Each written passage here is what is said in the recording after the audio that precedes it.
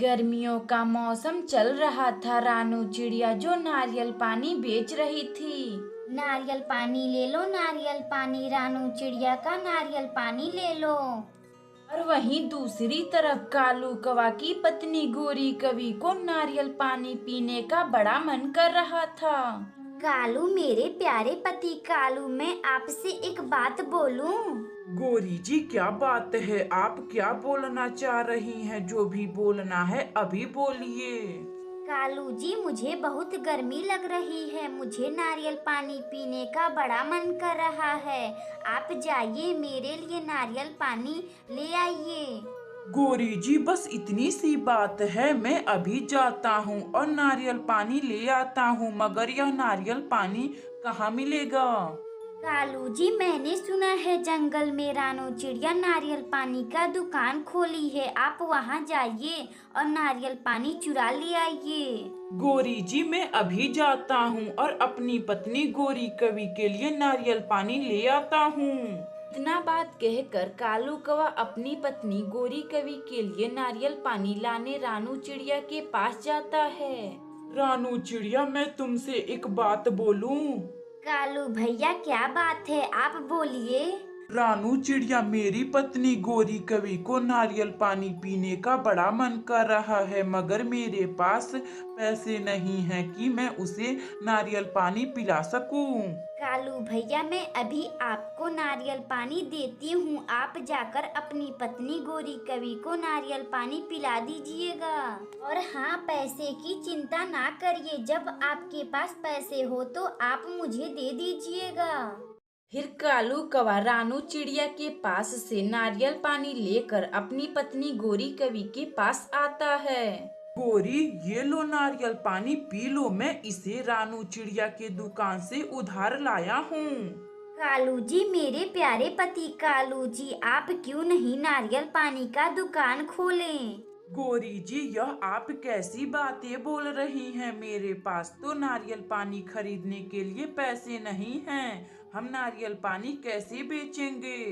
कालू जी, रानू चिड़िया उल्लू के खेत में से नारियल पानी खरीद कर वह नारियल पानी बेचती है। क्यों ना हम उल्लू के खेत में से जाकर कुछ नारियल चुरा कर उसे ही बेचेंगे।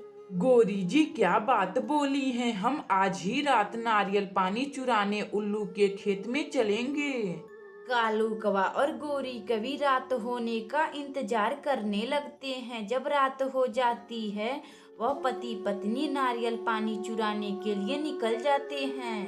कालू जी, यह रहा नारियल, आप सभी नारियल उठा लीजिए। कल से हम लोग नारियल पानी बेचना शुरू कर देंगे। गोरी जी, हाँ, क्यों नहीं, चलिए हम सब नारियल उठा ले चलते हैं। कल हम अपना नारियल पानी का दुकान खोलेंगे। अगली सुबह कालू कौवा और गोरी कवि अपना नारियल पानी का दुकान खोल लेते हैं। कालू कौवा और गोरी कवि हर रोज नारियल पानी चुराते हैं और उसे ही बेचने लगते हैं और खुशी खुशी रहने लगते हैं। अगर आपको यह कहानी अच्छी लगे तो वीडियो को लाइक करें और चैनल को सब्सक्राइब करें और बेल आइकन को दबाना ना भूलें। हमें कमेंट बॉक्स में बताएं कि हमारी कहानी आपको कैसी लगी।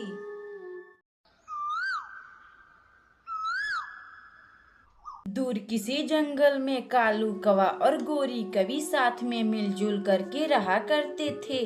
कालू कौवा जो बिल्कुल दुष्ट था, सभी पक्षियों का दाना चुराता था और उसे ही खाता पीता था। और वहीं गोरी कवि भी कुछ कम नहीं थी, वह भी दिन भर जंगल के पक्षियों को परेशान किया करती थी। कालू, मेरे प्यारे पति कालू, आपकी पत्नी गोरी कवि को भूख लगी है। जाइए, जंगल में किसी कमजोर पक्षी का दाना चुरा कर ले आइए। गोरी जी, हाँ, क्यों नहीं, अपनी गोरी को अच्छे अच्छे दाना खिलाऊंगा, जिससे मेरा बेटा स्वस्थ पैदा होगा। कालू जी, अगर हमारा बेटा होगा तो हम लोग उसका क्या नाम रखेंगे?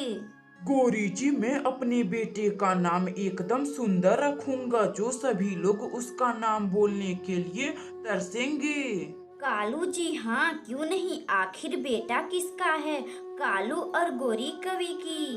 गोरी जी, अब मैं दाना चुराने जंगल में जा रहा हूँ, आप अपना ख्याल रखिएगा। इतना बात कहकर कालू कौवा अपनी पत्नी गोरी कवि के लिए दाना लाने लंबी उड़ान भरता है। तभी उसे रास्ते में राजू कबूतर का घर दिखाई देता है। राजू, मेरे प्यारे दोस्त राजू, मुझे अपना यह दाना दे दो, नहीं तो मैं यह तेरा दाना चुरा ले जाऊंगा।